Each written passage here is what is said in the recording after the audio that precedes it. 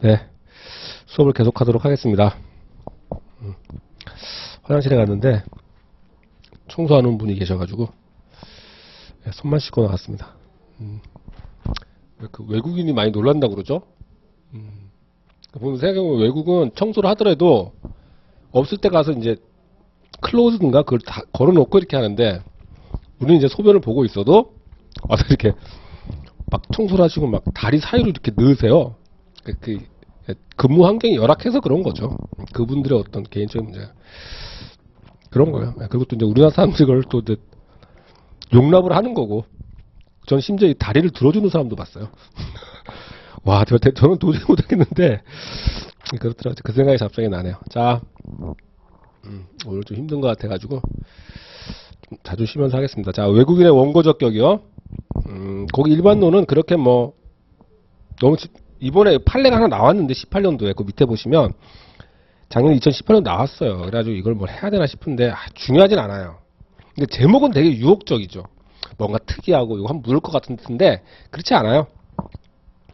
그냥 그 어쩌면 헌법에서 다루면 될 만한 내용이고 그 정리해 놓은 부분은 사실 헌법에 들어가면 맞아요. 그런데 첫 번째 줄로 하나 볼게요. 혹시 외국인이 행정소송을 제기할 때 그게 무슨 문제인가? 첫 번째 줄자 행정청의 일반적 법적 행위가 외국인의 법익에 직접적 영향을 미치는 경우라면 해당 작용은 처분일 것이다. 당연한 거죠. 처분 개념에 따라서. 그렇다면 관련 외국인은 원고 적격을 갖는다. 핵심은 외국인에 대한 사익보호성이 인정되는지 여부예요.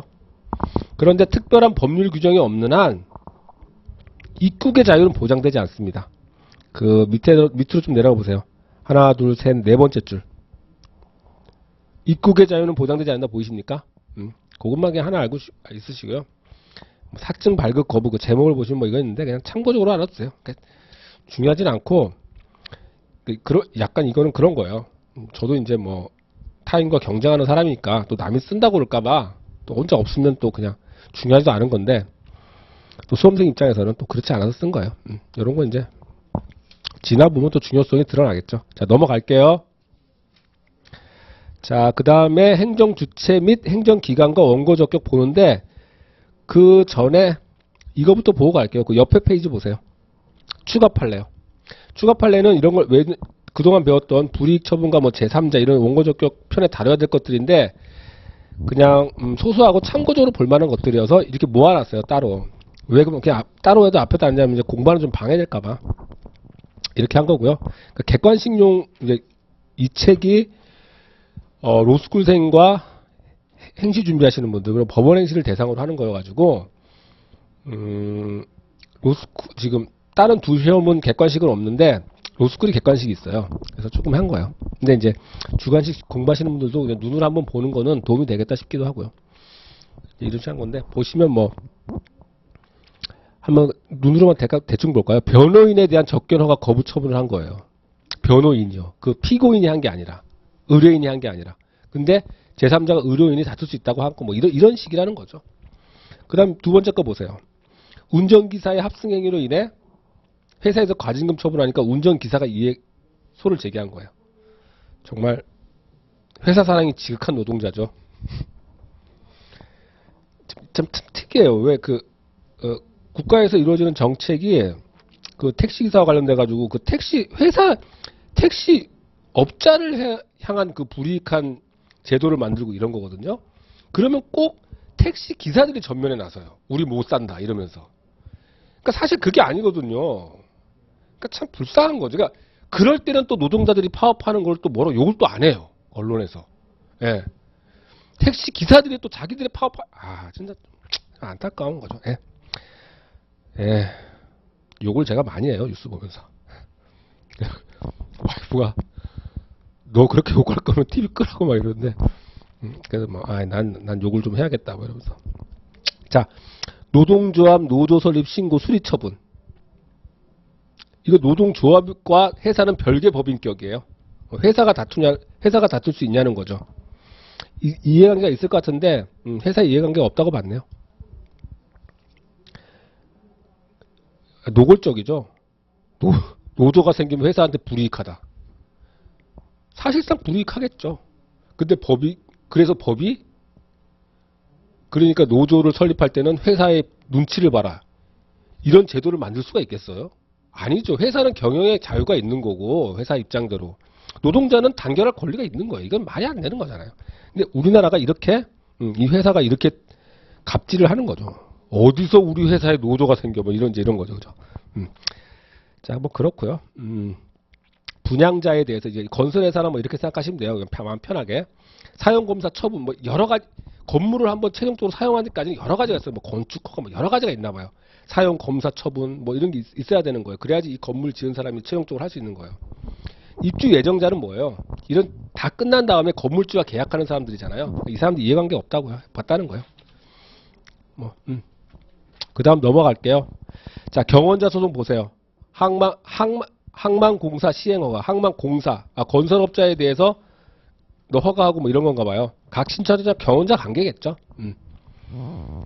일방의 탈락은 타방의 탈락으로 이루어지니까.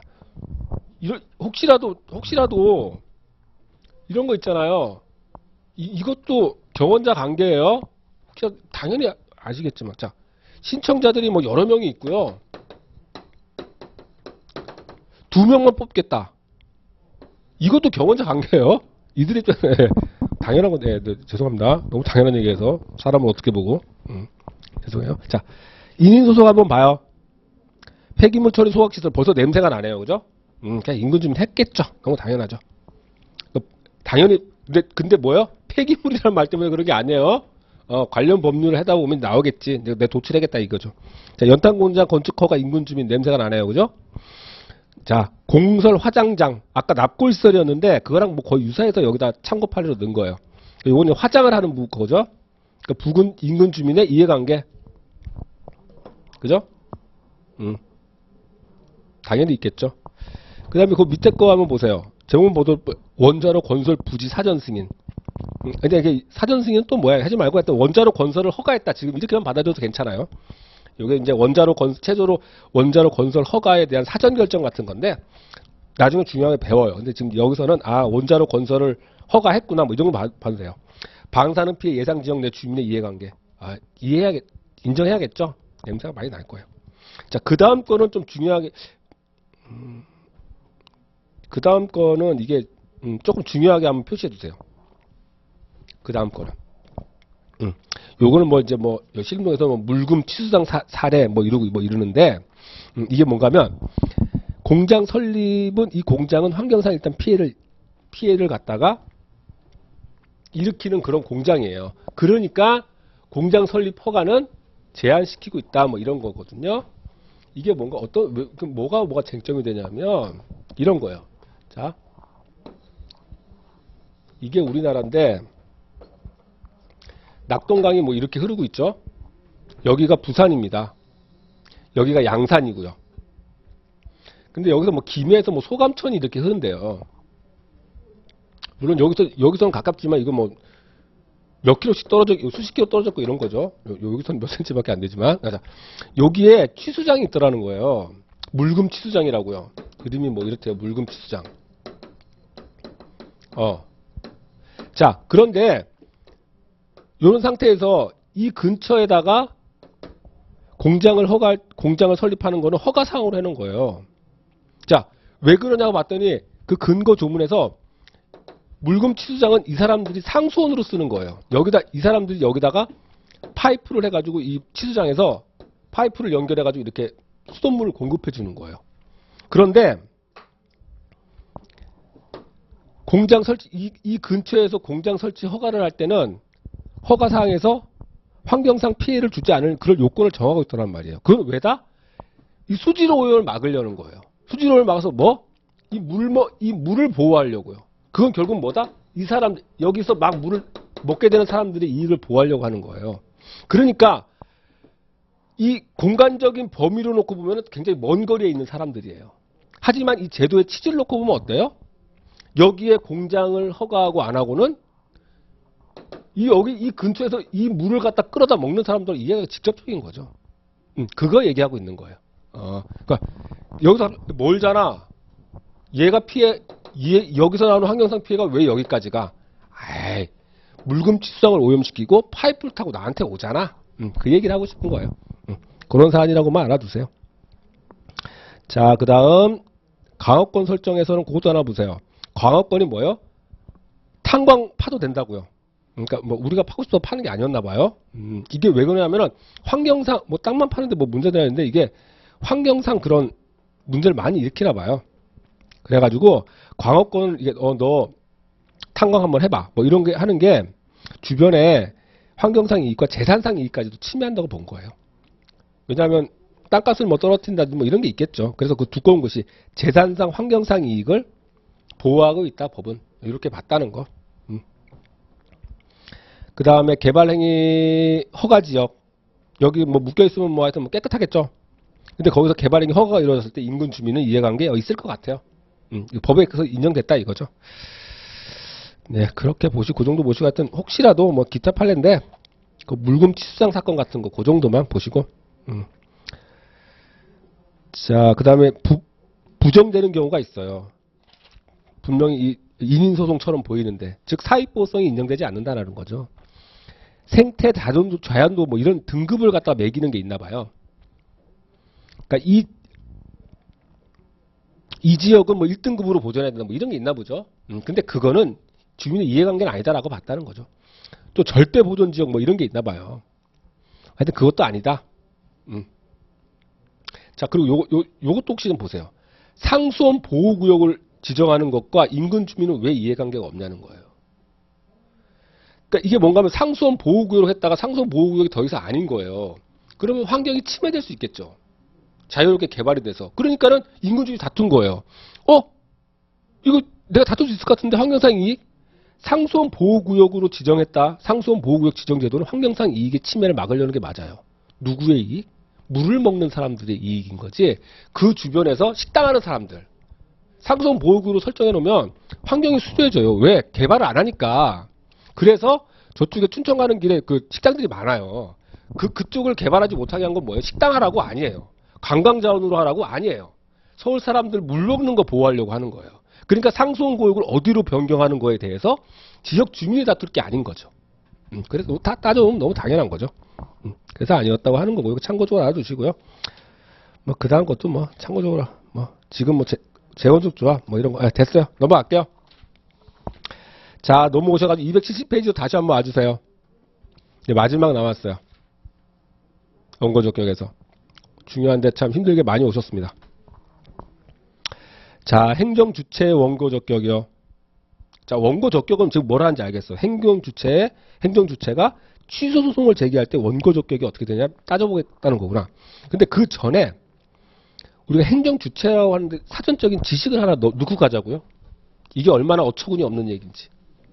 기본적으로. 자, 행정주체는 일단은 그냥 여러분 지금 상에서 국가를 생각하시면 돼요.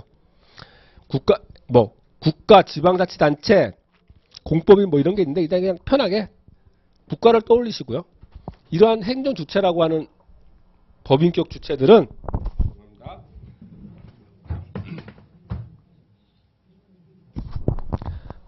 자, 행정주체라고 하는 이 권리주체는 어떻게 되냐면 자, 보세요. 사권을 가질 때가 있어요. 즉 뭔가 하면은 국가도 땅을 갖고 있어요. 일반 개인이 땅을 소유하듯이. 자, 정부 종합청사에 있는 책상, 동사 이거 다 소유하고 있는 거예요. 거기에 대한 사건이 있어요. 뭐 컴퓨터 이런 것들, 전투기 이런 거 다 자기가 소유권을 갖고 있는 거예요. 그거 소유권 갖고 있는 거예요. 그런데 공권은 갖고 있지 않아요. 공권은 국민이 국가에 대한 권리예요. 행정주체. 권력에 대한 권리예요. 그러니까 공권을 갖고 있다고 생각하면 안 돼요. 그러니까 이럴 때가 있죠. 보조금 지급 결정이 있으면 갑은 국가에 대해서 보조금 지급 청구권이 있다고 그러고요. 그에 대응해서 국가는 보조금을 지급할 의무가 있다. 이렇게 해석을 해. 이렇게 말을 하는 거예요. 그렇지만 이건 달라요. 자, 갑은 국가에 대해서 납세 의무가 있다. 이걸 갖다가 그럼 국가는 이거에 대응돼서 납세받을 권리가 있다. 이렇게 얘기를 하진 않아요. 왜? 권리의 개념은 뭐다? 이익을 향유하기 위한 법률상 힘이라고 그랬어요. 법률상 힘을 갖겠지만 이거는 사익을 보호하려는 게 아니에요. 국가가 이걸 갖는 거는 공익을 위해서예요. 그러니까 이걸 권리라는 말을 잘 안 써요. 권한이라고 그래요. 권한을 갖는다 이래요. 그죠? 그걸 잘 아셔야죠. 그러니까 사건에 대해서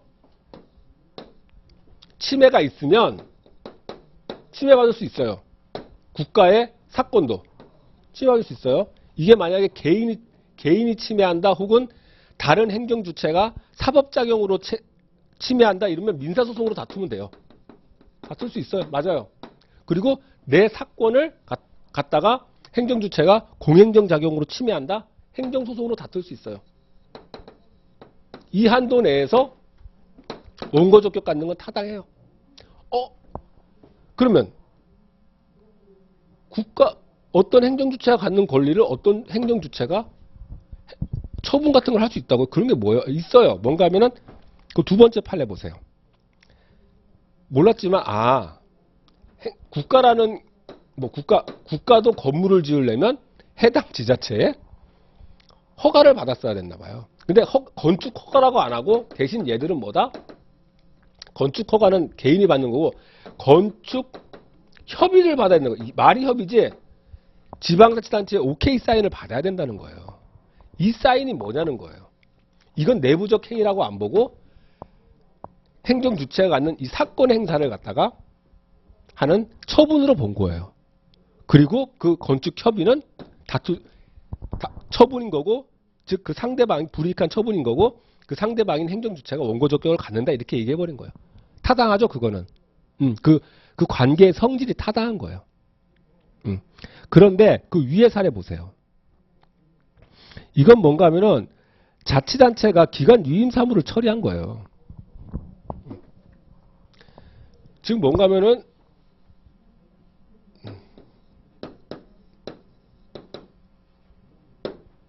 권한이요. 뭔가 하면은 지방자치단체 기관 유임 사무 처리했다는 건 뭔가 하면은 이 국가라는 조직이 이렇게 돼 있으면 대통령, 행정부는 대통령 장관 이게 있다는 거예요. 여기 이제 관악구청장, 지자체장을 국가 공무원으로 사용한다는 거예요. 기관 유임 사무를 처리한다는 거는 지방자치단체장한테 뭘 줬다 이렇게 생각하지 말고 위임이긴 하지만 이해는 얘를 국가 조직으로 끌어들였다고 생각해야 돼요. 기관 유임 사무 처리. 나중에 지방자치단체를 한번 배울 거예요. 이렇게 한 거예요. 그래서 얘가 권한 행사에서 이렇게 권한을 행사한 거예요. 처분권을 행사한 거예요. 이렇게 행사할 건 없죠. 네, 없어요. 이렇게 행사한 거예요. 그랬더니 얘가 이거를 흔히 말해서 준 기관이 행정소송으로 다투려고 하는 거예요. 말이 안 되는 얘기죠. 이런 건 뭐예요? 위임한 권한의 분쟁이에요. 이거는 권한 간의 분쟁이에요. 이게 뭐예요? 기본적으로 기관소송. 법에 근거가 있어가지고 소송을 다툴 수 있는지 한번 보는 거예요. 그게 없으면 헌법재판소가 하는 권한쟁의. 이걸로 하는 거지 여기 올 게 아니다라는 거죠. 너무 당연한 거죠. 이걸 누가 했는지 모르겠어요. 그죠? 왜냐하면 부처에 그 변호사들이 있을 텐데, 그죠? 이런 경우가 있었다는 거예요. 그 정도 아시고, 이게 4번, 이 4-1, 이 행정주체별 행정기관의 원고적격, 이게 굉장히 유혹적이긴 해요. 왠지 공부하다 보면 이 수험생들은 이런 데 좀 사실 꽂히거든요. 요거 나올 것 같다는데, 다른 주제들 같은 원고적격 내에서는 제일 떨어지는 거예요, 사실. 근데 여기 알아두세요, 이 정도만. 자, 행정주체의 원고적격은 그래도 좀 난데, 행정기관의 원고적격, 이거는 또 참 말이 안 되는 거죠.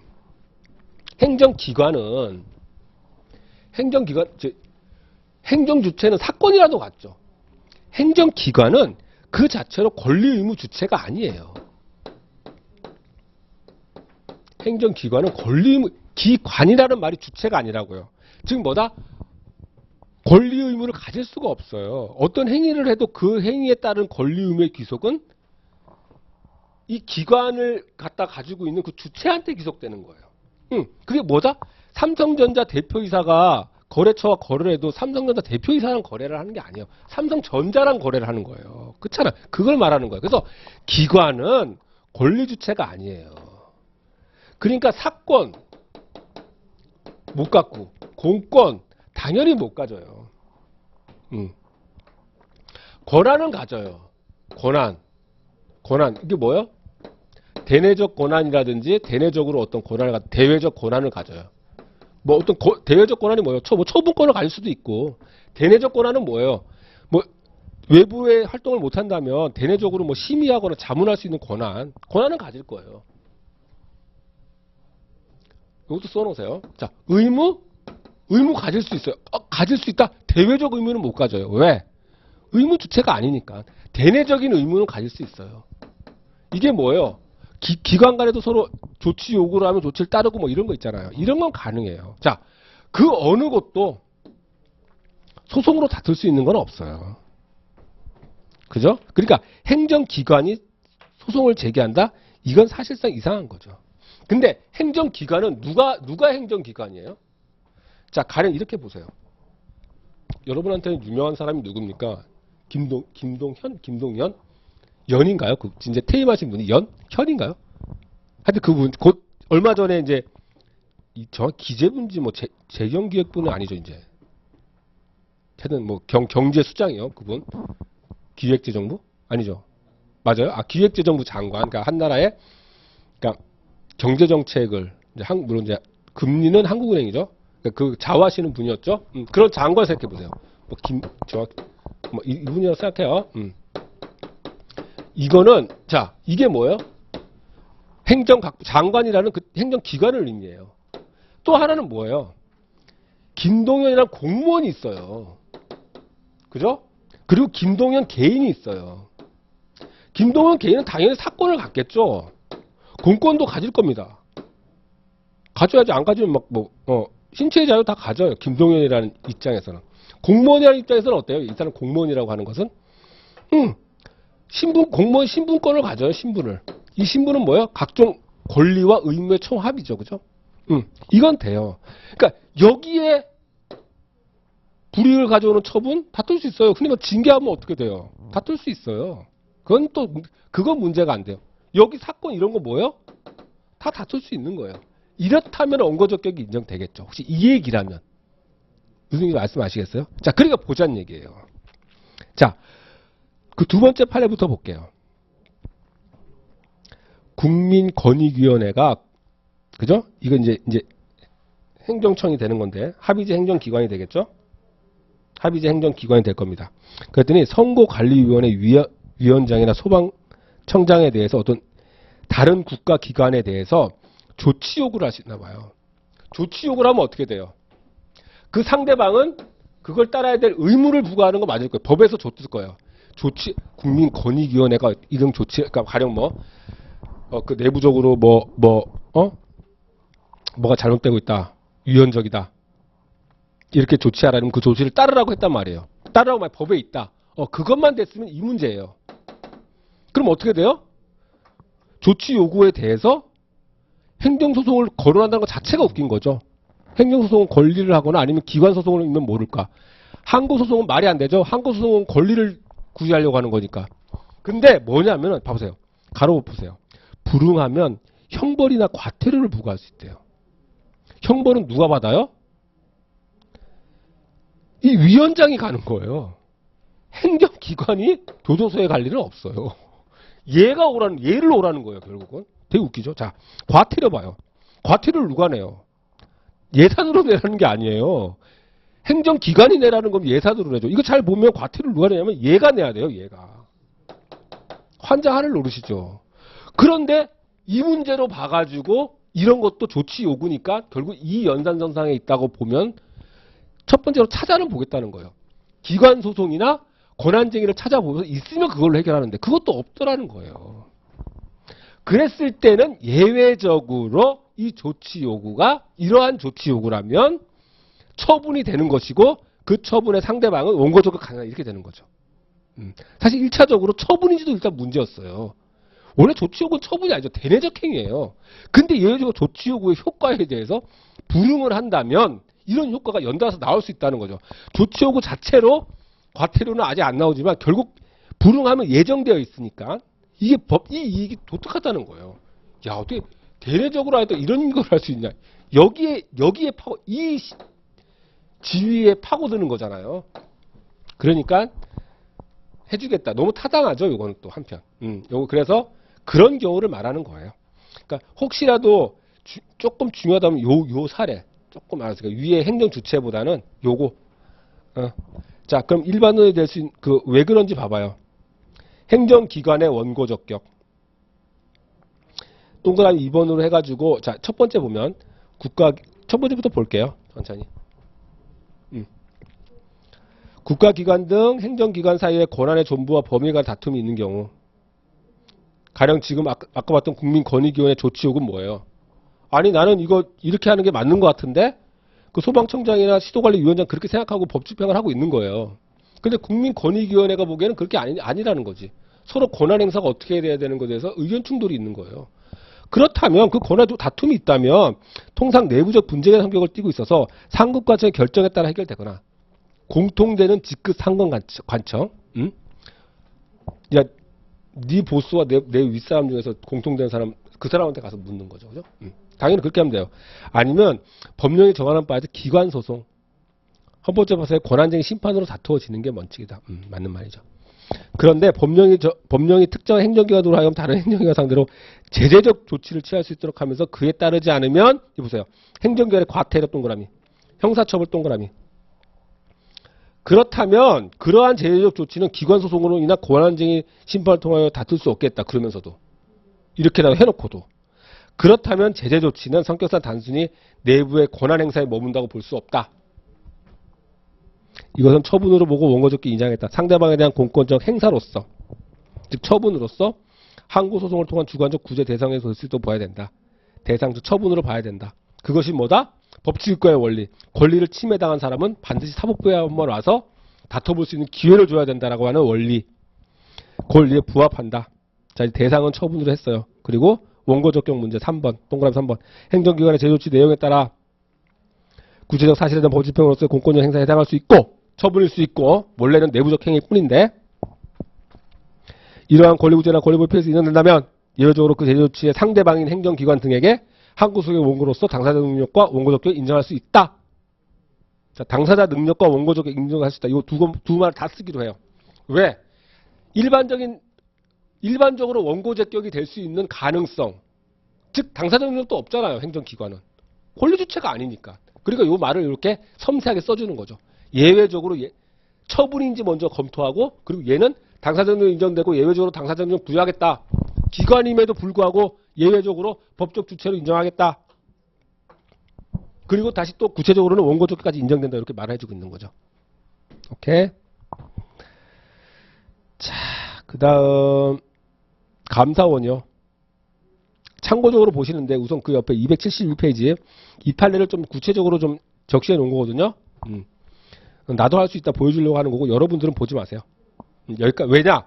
감사원에 관련된 법이 행정고시 한 번도 출제된 적도 없을 뿐더러 그렇게 주목하고 있는 주제도 아니고 이건 특히 더 세부적인 거라도 별로 안 나와요. 지금 뭔가 하면은 통상의 징계는 그 임용권자, 보통 임용권자가 징계권자가 돼요.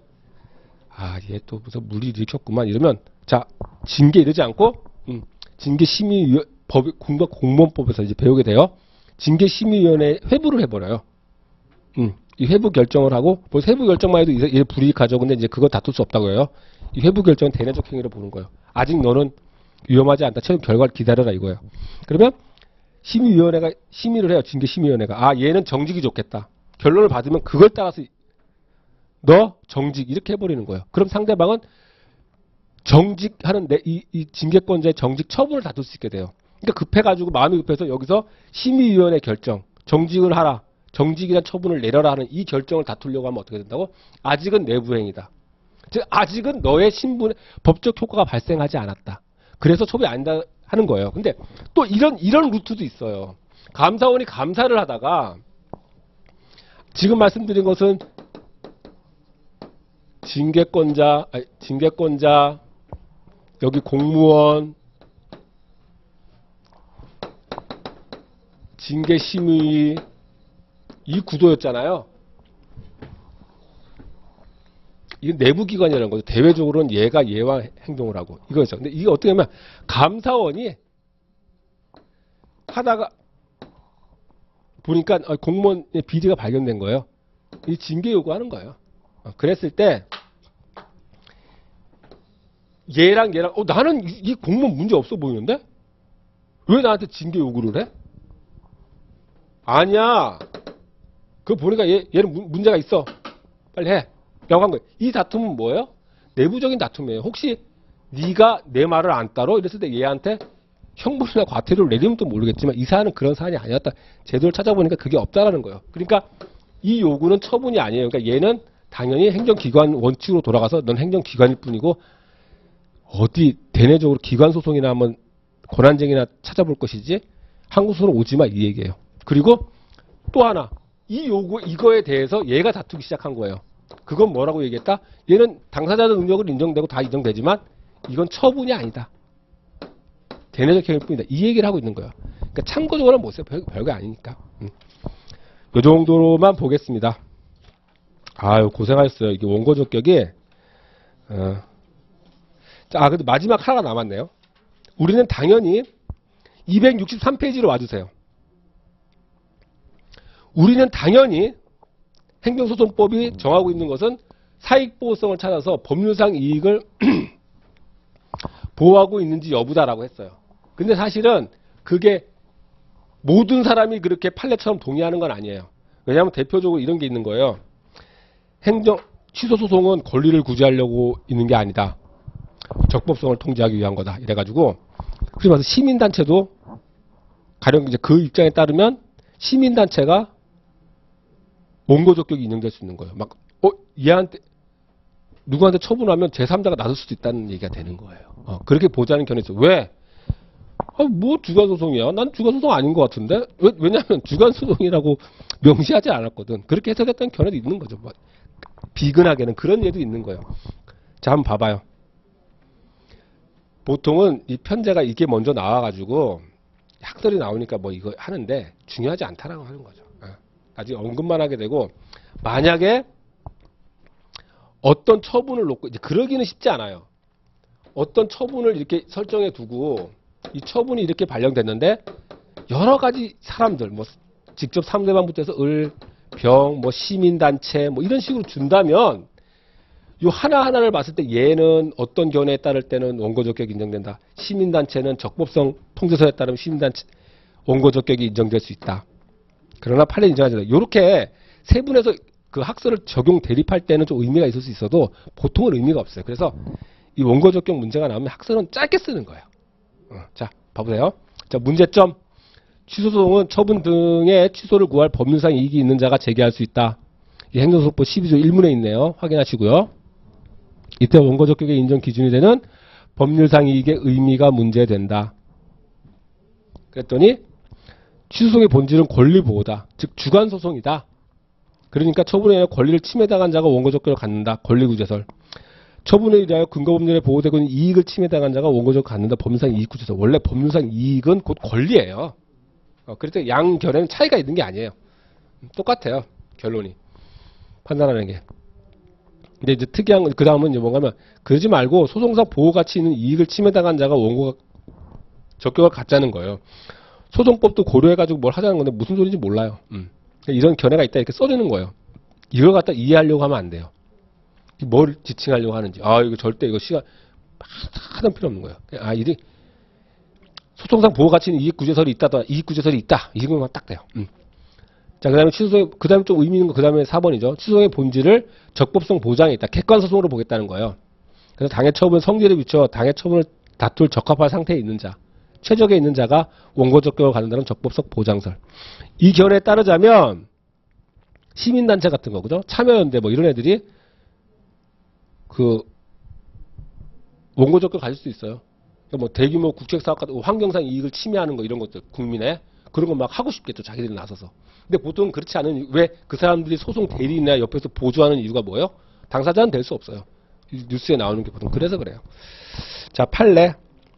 판례는 그 리딩 케이스라는 거 하는 것과 수범자 이론 판례를 합쳐서 정리해 놓은 것입니다. 한번 볼까요? 판례는 불이익 처분이라고 결정이 난다면 그 불이익 처분의 상대방, 처분의 상대방이라고 하는 것도 또 결정하는 방법이 있었죠. 걔들은 직접적 개인의 이익을 취하도록 원고적격이 인정된다고 하고, 수범자 이론. 또 행정처분의 직접 상대방이 아닌 제3자라도 당해처분의 근거법률 관련 목표에 보호되는 직접적 구체적 이익이 있는 경우라면 원고적격을 인정되고, 다만 공익보호의 결과로서 향유되는 반사적 이익에 불과하다면 원고적격을 부정된다고 한다. 이게 판례 입장에다 이렇게 한 거죠. 자, 검사 한번 보세요. 취소의 본질은 권리보호에 있으므로 적법적 보상서는 부당하다. 소송상 보호가치 있는 이익구제설은 원고적격의 범위를 넓힌대요. 넓히는가 보다. 근데 명확한 기준이 없죠. 예, 맞아요. 우리가 이해하기가 힘들어요. 뭔 얘기인지. 법관의 자의적 판단을 야기해서 안 된다는 거예요. 소송 요건은 좀 명확해야지, 불명확하면 국민들이 소송을 제기해도 되는 거야, 안 되는 거야, 잘 알지를 못한다는 거예요. 그렇게 되면 재판 청구권을 제한하는 효과를 가져온다는 거예요. 그래서 안 되거든요. 그래서 소송 요건은 가급적이 명확해야 돼요. 3번, 취소소송이 주관소송인 점, 소송 요건은 명확한 기준이 요구되는 것이라는 점에서 법률상 이해관계설이 타당하다. 물론 법적 이익이 있는 걸 판단하는 것도 명확한 건 아니었죠.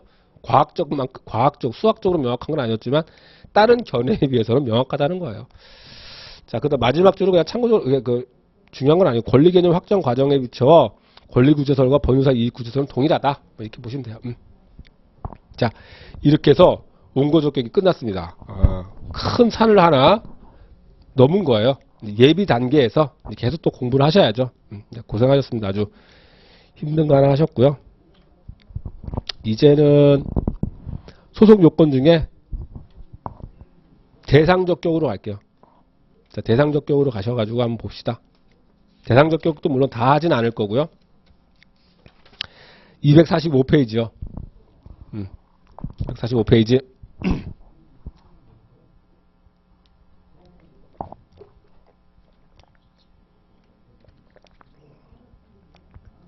일단 대상적격, 뭐를 취소소송은 대상으로 삼게 해놨느냐.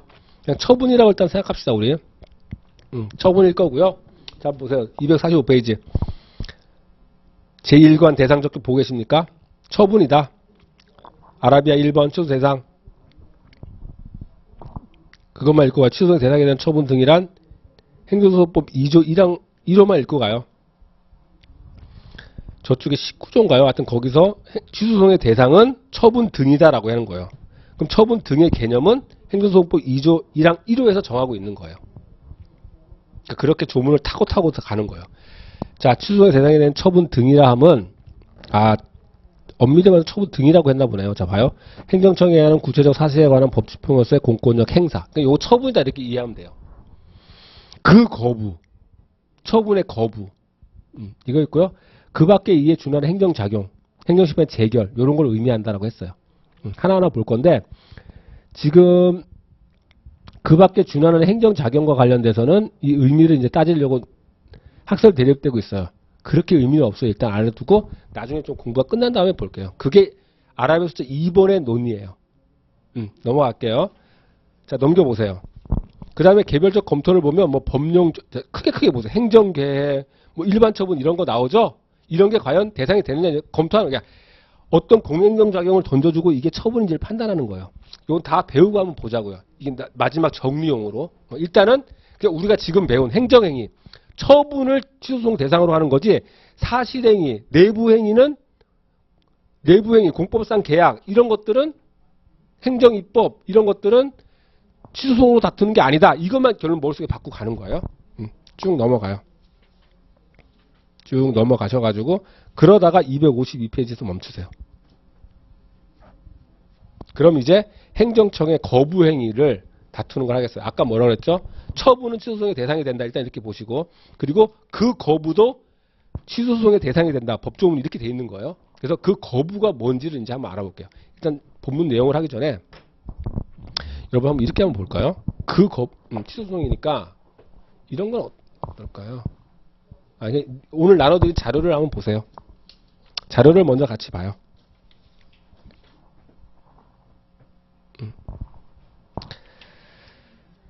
자, 취소소송의 대상적격이라고 하는 논의를 배우면서 행정청의 거부가 뭔지 한번 보겠다는 거예요. 자, 행정소송법 규정을 봅시다. 행정소송법은 아까 보셨죠? 그 거부라고 하여 처분의 거부는 취소소송의 대상이 된다고 규정하고 있습니다. 즉 개인이 어떠한 처분을 특정한 어떠한 이러이러한 처분을 신청을 하고요. 행정청이 이를 거부한 경우라면 언제나 대상 적격이 인정되는 것인지 문제됩니다. 그래서 소가 적법한 것인지 이게 문제가 돼요. 자, 뭔 얘기인가 하면 자, 이런 경우도 있다는 거죠. 처분이 아닌 공행정 작용. 이걸 신청한다는 거예요. 그리고서 거부해버린단 말이에요. 행정청이. 아싸 좋다 거부. 오면 당연히 안 되죠. 왜? 신청 대상은 처분이 아니니까. 주로 어떤 경우냐면 내부 행위를 신청해가지고, 그죠? 만약 어떤 수익적 처분이 시민위원회 심의를 받아서 그 처분이 처분청은 수익적 처분을 발급한다. 이랬을 때 심의위원회 심의 의결 좀 해주세요. 심의위원회 거부. 이건 아예 다툴 게 아니라는 거죠. 이런 경우도 있을 수 있다는 거예요. 그거는 거부는 다툴 수 없다. 혹은 또 이런 건 어떨까요? 사실행위를 신청한 다음에 거부하니까 다투는 거. 이런 건 당연히 안 되겠죠. 그 다음, 법도 아직 마련되지 않은 그러한 공행정 작용. 아직 우리나라는 뭐 북유럽처럼 뭐 어떤 기본소득을 보장하는 그런 지급 결정 제도를 두지 않았단 말이에요. 그런데 뜬금없이 보건복지부 장관을 통해서 법으로 근거되지도 않은 그런 결정을 청구한단 말이에요. 그래서 싫어요. 거부하니까 그걸 다툰다? 이거 말이 안 되는 거죠. 이러한 거부는 취소소송의 대상이 될 수 없고요. 제기한다고 해도 소송은 적법하지 않아서 각하될 것입니다. 그건 문제 없어요. 자, 그러니까 처분의 거부겠죠. 이런 법은 처분의 거부면 다 대상 적격은 되는지, 그렇다고 그럼 소는 적법하게 되는지, 이게 문제가 되는 거예요. 예를 한번 봅시다. 자, 이렇게 나눠서 처분은 세 가지로 나눠진다고 그랬죠. 불이익 처분, 수익적 처분, 제3자의 행정행위. 그죠? 이 중에 하나에 속하게 되는 거예요. 불이익 처분은 오로지 어느 일방의 불이익과 관련됐다는 걸 말한다는 거였죠. 그러니까 가령 영업정지 처분. 조심해야 돼요. 영업정지라서 불이익 처분이 아니에요. 그냥 예를 들어서 보통 영업정지가 그러니까 그런 거지. 이제 법을 해석을 통해서 제3자의 관계를 안 내는 거. 자, 이랬을 때 제3자가 누구에 대한 영업정지를 신청한다는 거예요. 제3자가 저 사람 영업정지 해줘요. 저 미성년자 고용했네. 혹은 유통기한 지난 거 했네. 그거 나한테 불이익이에요. 그래서 뭐 하여튼 난 그거 다퉈야겠어요. 그래서 신청을 한단 말이에요. 저 사람한테 영업정지 내리라고요? 싫어요. 이렇게 하는 거예요. 그럼 이제 이걸 다툴 수 있느냐는 거예요. 대상적격은 인정되느냐? 대상적격이 인정된다고 하면 소는 적법한가? 추가적으로 뭘 요구해야 되는 거 아니야? 라고 문제가 생기는 거예요. 이게 대상적격인데 그렇다고 지금 여러분 눈치채셨겠지만 신청자의 사익을 보호하려는 건 아니잖아요. 그럼 궁극적으로 소는 적법성은 일단 없겠네요. 대상적격을 인정하더라도 이런 결론이 될 거예요. 자, 그 다음 거 봐요. 수익처분, 보조금 지급 결정 같은 거.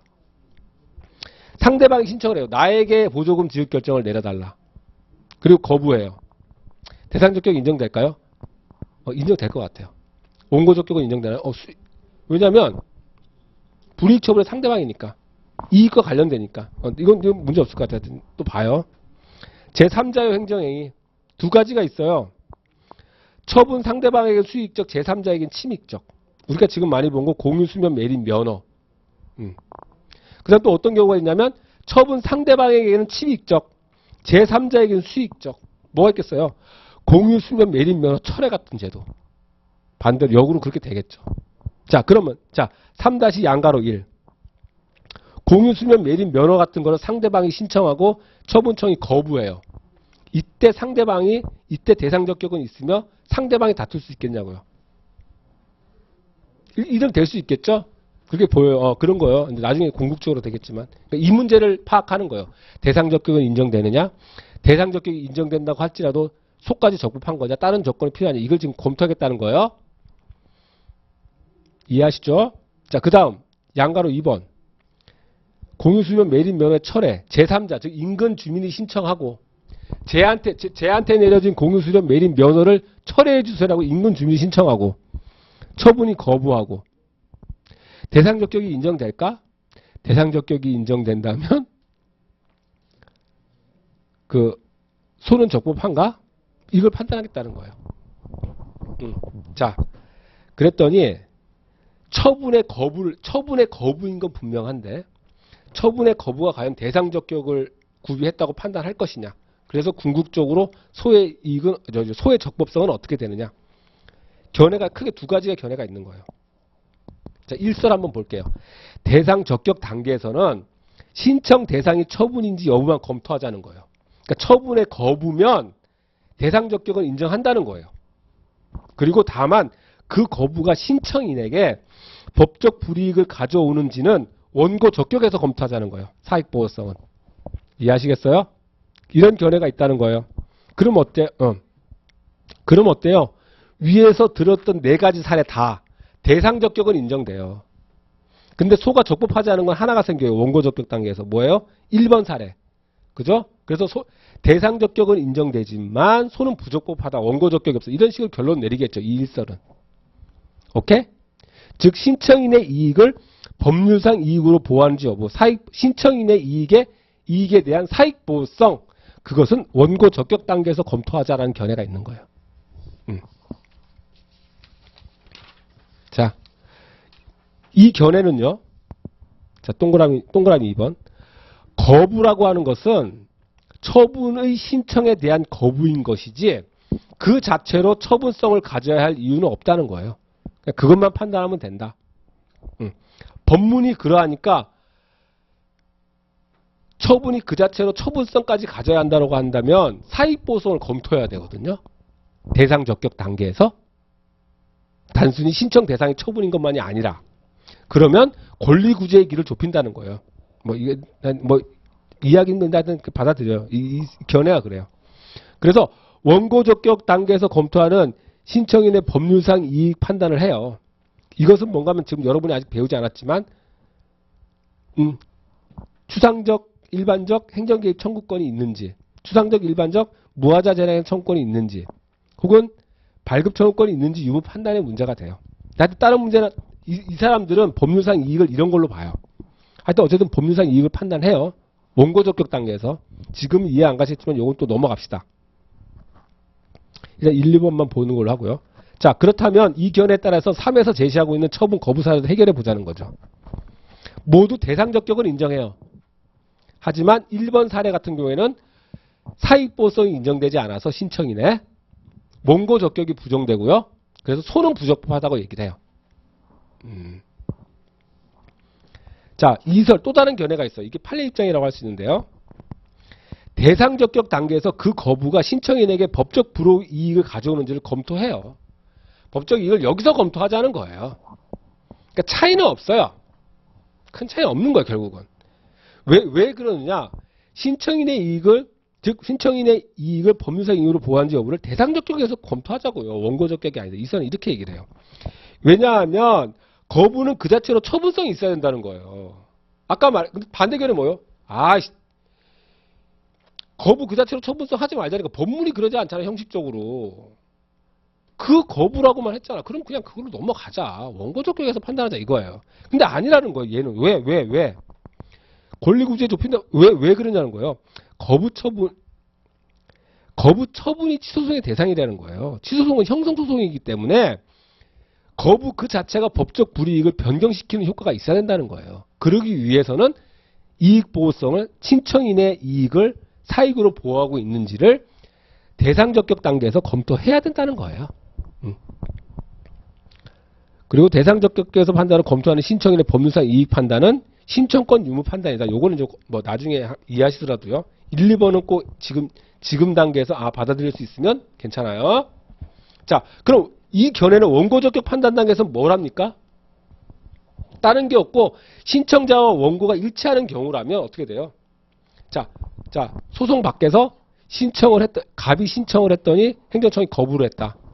갑이 그냥 대상 적격만 인정된다. 그 거부가 처분으로 인정된다면 소송은 누가 제기할 수 있어요? 갑이 제기하는 건 아무런 문제가 안 돼요.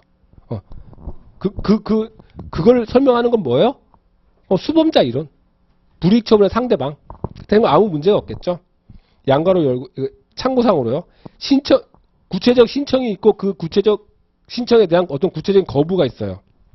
그래서 그 거부가 처분성이 인정됐어요.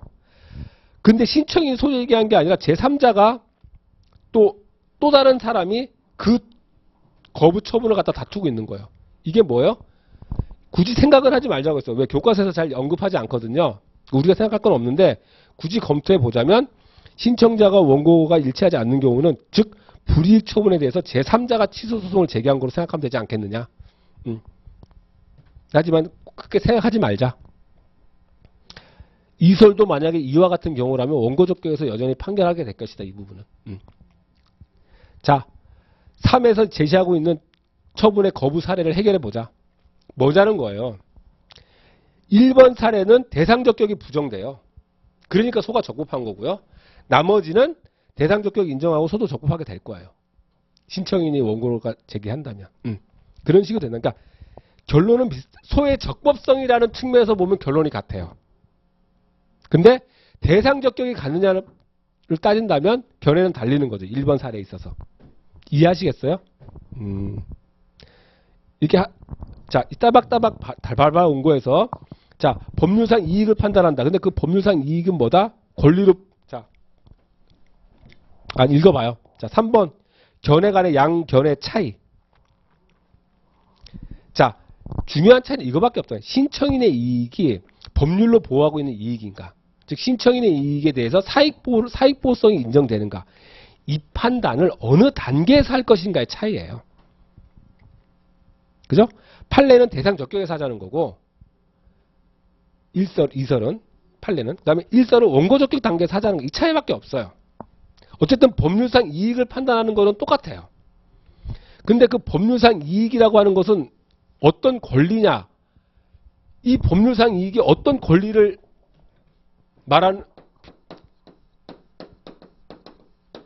말하는 거냐?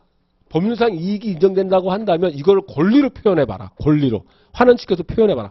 법률상 이익은 곧 권리라고 그랬죠? 그랬더니 판례는 이것을 신청권 그러면서 응답 요구권이라고 얘기하고 있어요. 즉 가타부터 어떤 답만 해달라.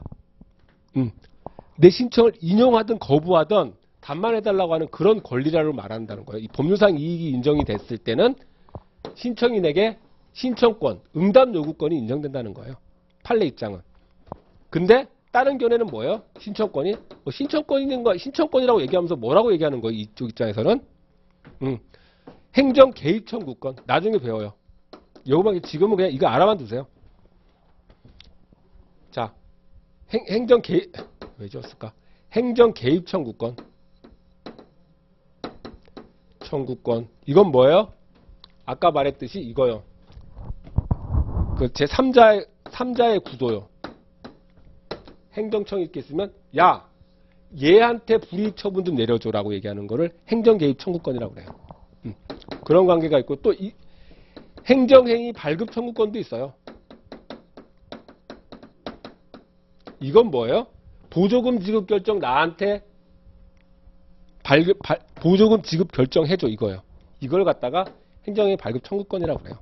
근데 이게 재량 영역에 있으면 뭐라고 지칭한다고요? 재량 영역이라면 그러한 처분이 재량권이라면 무하자 재량 행사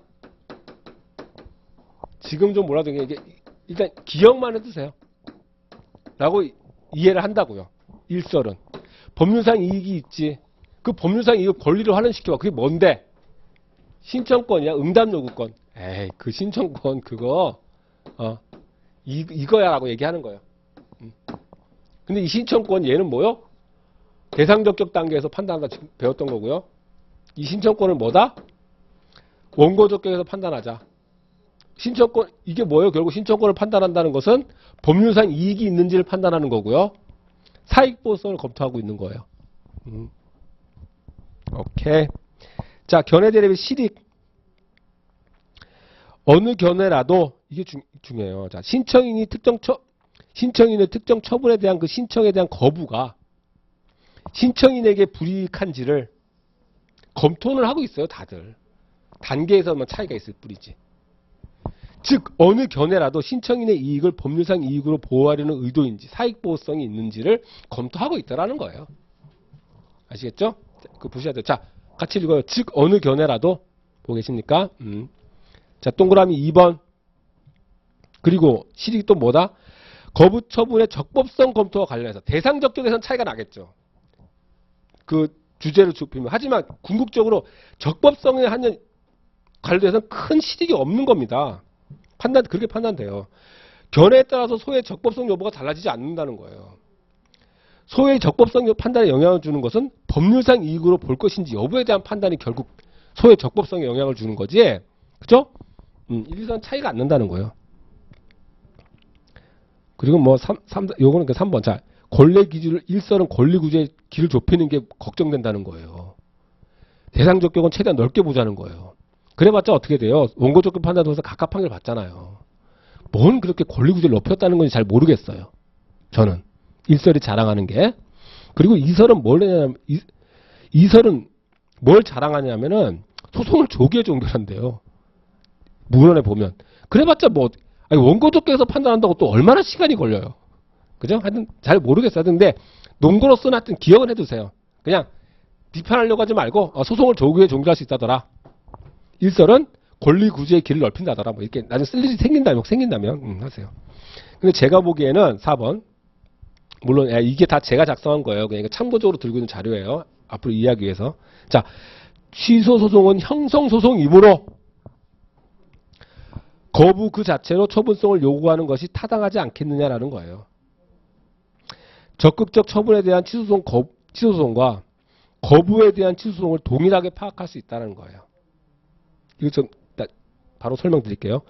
응답 요구권은 위법한 응답이라도 응답이 있으면 소멸합니다.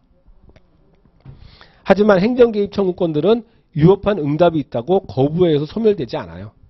이행지체가 될 뿐이지. 자, 그 말이 뭐냐면, 자 보세요. 우리가 본 취소소송은 뭐예요? 주관소송이라고 배웠고 또 형성소송이라고 배웠죠. 왜 형성이라고 하는지 여러분 잘 알고 계시죠? 뭐라고 그랬어요? 자, 영업의 자유가 있었는데, 그죠? 이게 영업 정지로 인해서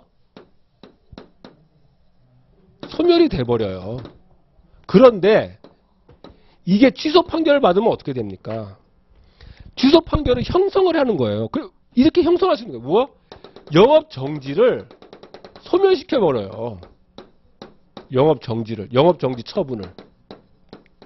무엇이? 취소 판결이. 그래서 영업의 자유라고 하는 이 사익보호성에서 보호되고 있는 이 이익을 회복시켜버려요. 이게 형성이란 말이 되는 거예요. 자, 그런데 이건 이제 뭐죠? 적극적 처분과 관련된 메커니즘이 이렇게 되는 거예요. 적극적 처분이요.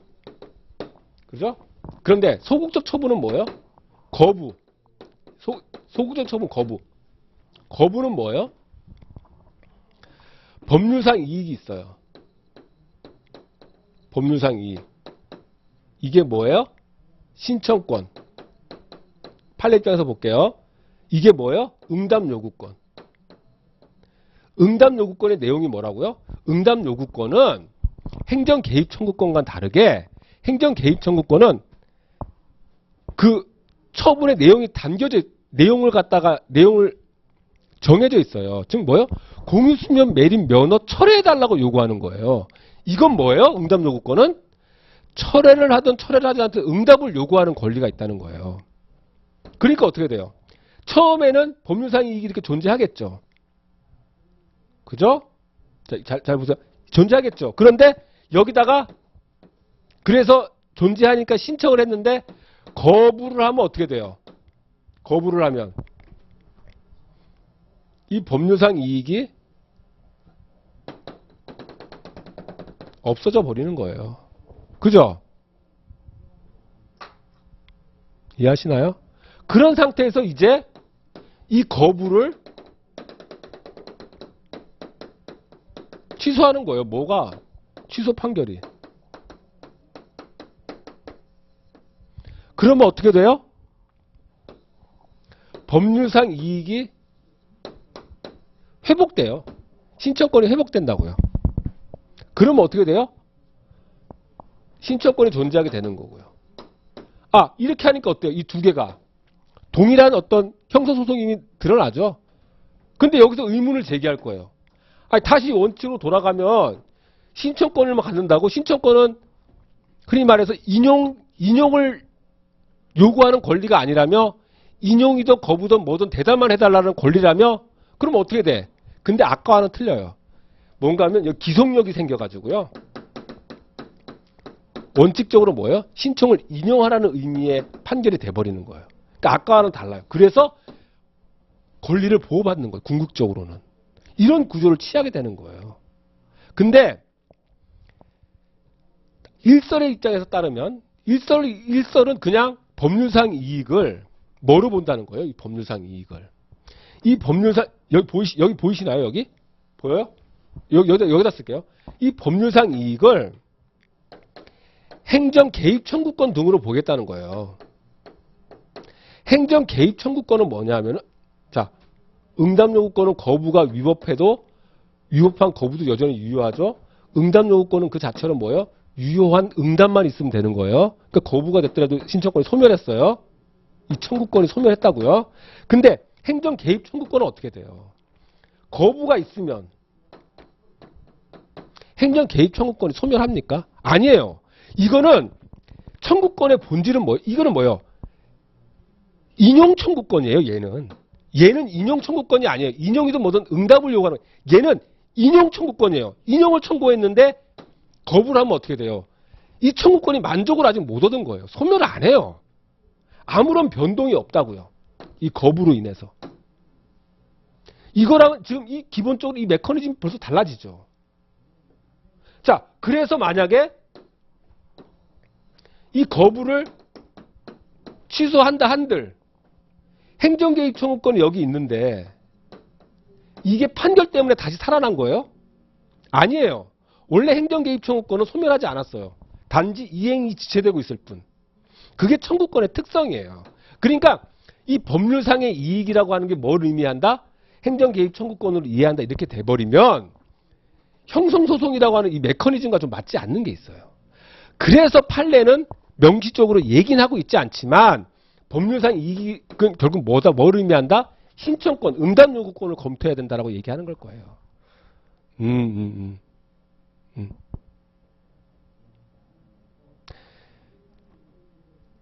고개를 끄덕여줘서 너무 감사드립니다. 이거 뭔가 하면은 이게 작년에도 거부 처분 사례가 나왔어요. 그러니까 올해는 거부 사례가 나올 가능성 떨어질 거예요. 하지만 거부 사례는 중요하고요. 거부 처분이 적법한지 여부를 검토하는 건 중요하고요. 문제는 어느 해든 나오면 논란이 돼요. 막 일단은 답안지를 어떻게 써야 되는 거야? 딱 두 개. 나는 뭐 행정개입 청구권도 쓰고 그다음 뭐도 했어. 뭐 이런 애들, 이런 부류. 그냥 난 판례처럼 그냥 신청권만 했어. 큰일 난 것 같아. 막 이런 부류 딱 나눠요. 근데 신림동에서는 다 행정개입 청구권을 풀고 있으니까 강사님들이. 근데 중요한 건 그냥, 자, 이걸 보세요. 그냥 판례대로 풀면 된다. 지금 일단 이거를 계속 반복하면서 또 할 거예요. 그럼 점점 더 지금 제가 봤을 때 여러분들의 표정만 보더라도 예비 단계에선 충분하다. 자, 다시 보충 자료로 넘어와 가지고 5번 로마자 5번 볼게요. 그렇다면 우리가 땡땡 거부에 대한 취소송은 적법한가라는 질문을 받았을 때, 사례 문제를 접했을 때 핵심적으로 검토해야 될 사항이 무엇인가? 즉 이것이 사례 해결의 목차가 될 거예요. 신청 대상이 처분인지 여부. 그죠? 신청의 대상이 처분인지 여부. 이걸 뭐 검토할 수 있겠죠? 처분이 배웠으니까. 그 다음에 신청인의 이익이 보호하려는 의도가 인정되는지, 즉 사익보호성이 인정되는지. 이건 어디서 배웠어요? 원고 적격하면서 배웠죠? 그 방식대로 한다면 이 두 가지가 인정되면 어떻게 돼요? 손은 일단 적법한 거예요. 자. 근데 만약에 땡땡 거부가 대상 적격인가? 이렇게 묻는다면 뭐예요? 한 견해에 따르면 1번만 검토하겠죠. 땡땡 거부가 취소송의 대상인가라고 물으면 판례는 1, 2번을 검토할 거예요. 그런 차이는 있겠지만 문제는 보통 소송은 적부 판가로 나와요. 그러면 목차는 이게 두 개지고 다른 게 아니에요. 핵심은 뭐다? 사익보호성을 검토해내는 것. 처분성을 검토하는 것도 물론 중요한데 그거는 거의 별게 없어요. 이 사례에서 나온 핵심은 신청인이 주장하는 그 이익이 법으로서 보호하는 사익보호성이 인정되느냐. 그걸 검토하는 게 진짜 중요해요. 다른 게 아니에요. 이 학설 대립이라든지 이런 게 아니란 말이에요. 어쨌든 여러분이 지금 일단은 거부라는 걸 얘기를 드렸고 이렇게 했는데 요것도 한번 잘 노트를 해 놓으셨나요? 나중 되면 한번 생각해 보시면서 단 생각을 많이 하진 말고요. 아유 모르겠다 이러면 뭐다? 우리의 목표는 기출 사례를 해결할 수 있는 거예요. 거부 사례를 보면서. 근데 이제 거부 사례를 해결해 놓은 걸 찾아다닐 거예요. 어떻게 해놨지? 이제 보면 이제 절벽처럼 느낄 거예요. 뭐 어떻게 해야 되는 거야? 의심. 근데 지금 이렇게 배우고 제가 사례 해결해 놓은 게 있으니까 그거 꼭 한번 참고해 주세요. 곧 그 사례 이러니까 또 책을 팔려고 하는 것 같은데 서점에서 참고하세요. 곧 이제 제가 기출 사례를 내는데 거부 부분을 다른 책을 보시면은 한번 참고해 가지고 어떻게 쓰는 게 비교해 보시고 한번 하시면 될 거예요. 자.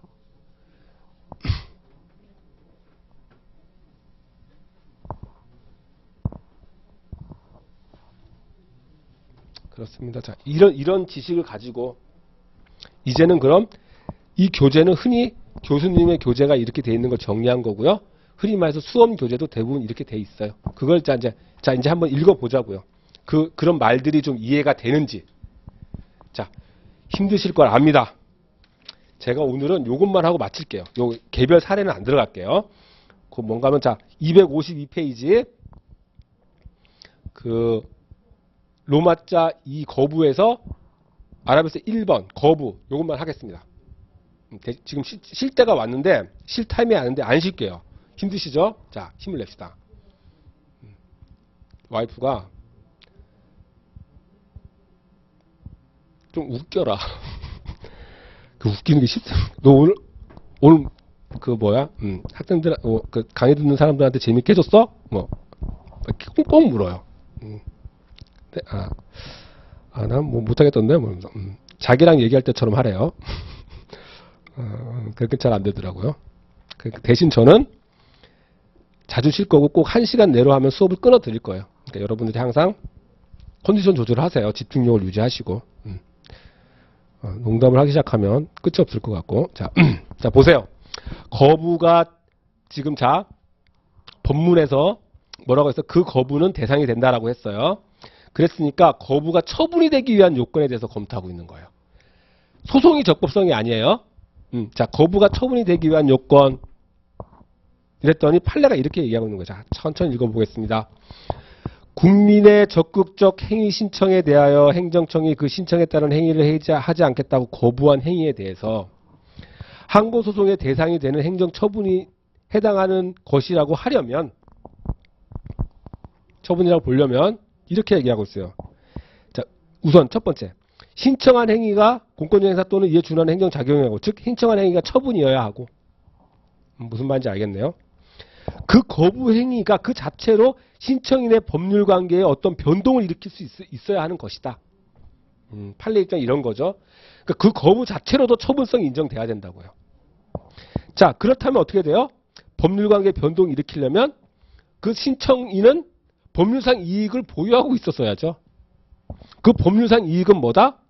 즉 신청권이다. 즉 뭐다? 그 국민에게는 행위발동을 요구할 법규상 또는 조리상의 신청권이 있어야 한다. 이 속뜻은 뭐예요? 법규상 조리상 사익보호성이 인정되어야 한다. 자기 판례는 이걸 판단하겠다는 거죠. 자, 그런데 여기서 약간 이런 게 있어요. 진짜로 법적 변동을 일으키는 건 뭐예요? 결정이 나와야지만 공무원으로 임명, 공무원 임명 신청, 공무원 임명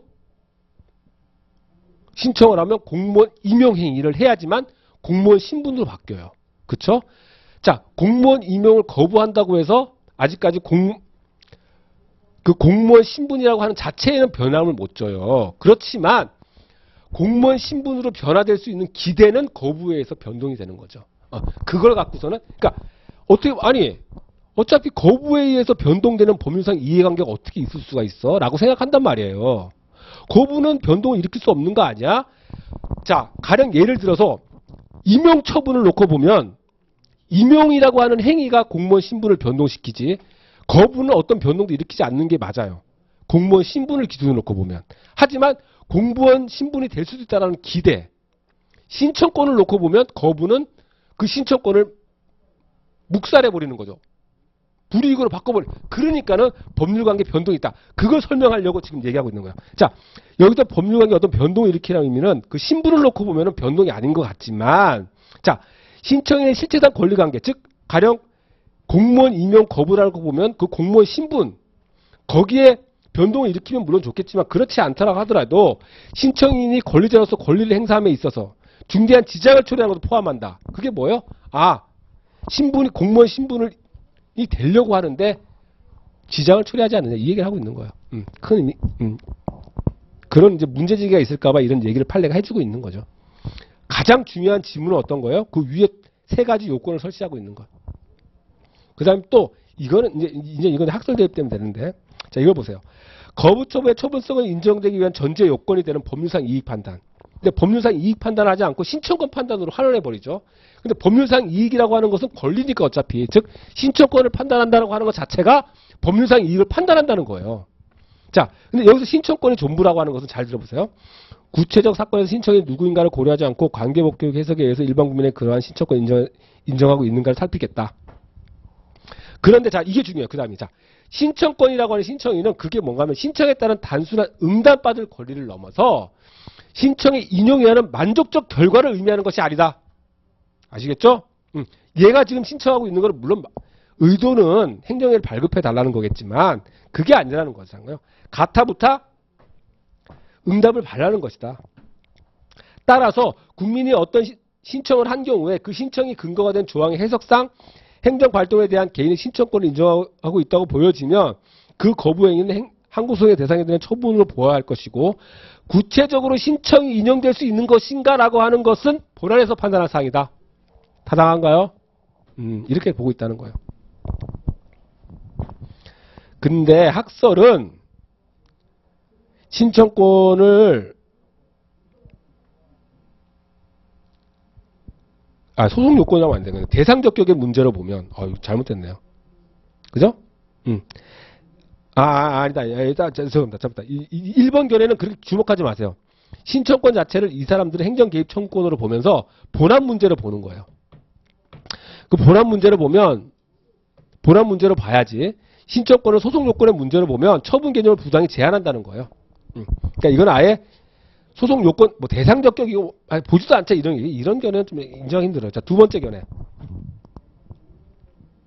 이게 판례 견해인 거죠. 일반적 추상적 판단되며 단순한 응답 요구권을 의미하는 신청권을 대상적 격에서 대상적 격 판단에서 요구하는 것이 소송을 조기에 종결하여 법원에 부담을 줄 수 있다. 대상적 격설.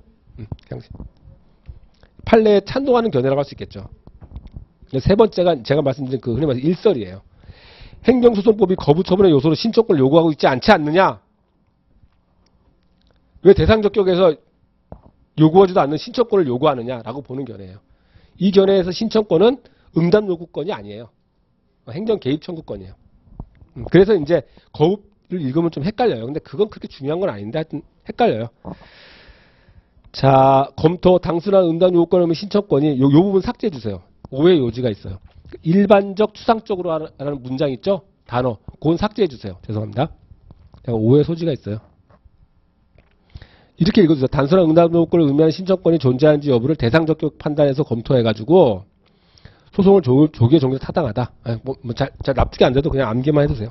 지금 제가 했던 설명을 이해하고 있고 법률상 이익을 검토해야지 이걸 생각하고 있으면 돼요. 그래서 법률상 이익이 있으면 신청권이 있다 이렇게 돼버리는 거예요. 여기서는 자꾸 신청권을 얘기하는데요. 그게 법률상 사익보호성 판단이에요. 법률상 이익은 권리다라고 배웠죠. 원고적 격설을 배웠잖아요. 법이 보호하는 이익, 법이 보호하는 권리, 법률이 이익을 보호하고 있으면 권리를 보호하고 있는 거예요. 근데 이제 그 권리가 무엇이냐에 따라서 무엇인지 이제 그 내용이 다르는 거죠. 판례는 그 권리가 뭐다? 응답 요구권자 이런 거고, 다른 견해는 행정 개입 청구 이것 때문에 좀 복잡해요. 근데 그런 지금 일단 그게 사실은 거부의 적법성을 하는데 그렇게 중요하진 않다. 자, 검토 그 밑에 조그만 글씨 제가 말씀드렸지만 강사 각주에 관련되는 문제예요. 그러니까 여러분 지금 제가 드린 말씀을 또 다른 버전으로 써놓은 거거든요. 그러니까 한번 읽어보시면 될 거예요. 그런데 제가 이제 어제 읽다 보니까 조금 친절하지 못하게 좀 한 것 같아요. 조금 더 그러니까 좀 짧게 쓰려고 하는 욕심이 있다 보니까 뭘 하나 좀 생략한 것 같은데, 하나, 둘, 셋, 넷, 다섯 번째 줄로 와보세요. 대상적 격에서 판단하는 것이 옳다. 이 부분 보이시나요? 그 사이에 하나 논거를 좀 추가하고 싶어요. 논거 문장을. 거기다 요런 거 하나, 뭐 중요하진 않지만 그냥 지금 여기서 말씀드린 내용하고 똑같아요. 근데 요거 하나 그냥 추가시켜주세요. 요 문장 하나만. 옳다. 왜냐하면 취소소송은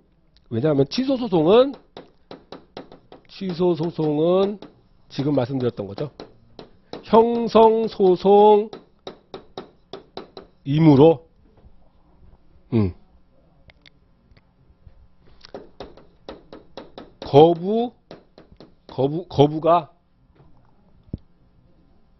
거부가 그 자체로 처분성, 즉 권리 의무를 변동하는 거예요. 이익을 불이익으로 바꾸는 거예요. 처분성이 인정되어야 하기 때문이다. 요런 문장이 들어가면 좀 낫을 것 같아요. 요걸 좀 안 해가지고 죄송해요. 근데 이제 보충 자료에 있던 문장이죠. 요걸 좀 한번 붙여주세요. 근데 물론 다시 말했지만 그 작은 글씨는 뭐다? 강사 주다. 답안지에 드러날 문장은 아니다. 다만 외워야 될 텍스트를 좀 더 이해하고 암기하기 쉽게 하려고 좀 도움을 주려는 글이에요. 그런 정도로 참고하라. 원래는 강의 시간에 다루려고 하는 것이다. 요걸 사이에 요 문장만 딱 들어가면 좋을 것 같아요. 여러분이 가서 이제 공부를 해 보시고 또 의문점이 생기면 또 질문하고 이랬으면 좋겠어요. 정말 어려운 건데 이제 내일 이제 거부와 관련된 개발적 사례들을 이제 검토하면서 또 다시 복습이 되겠죠. 이제 오늘 하여튼 봄이 오지 꽃샘추위인데 이 강의실 안에서는 봄이 오고 있었어요. 따뜻해가지고 하여튼 고생 많으셨습니다. 힘드신데 아침부터 오셔가지고 노력하는 아마 지금 이런 노력이 아마 어떤 결실이 있을 겁니다. 예, 수고하셨고요. 내일 뵙겠습니다. 주말에는 강의가 없죠. 네, 내일 뵙겠습니다. 네, 감사합니다.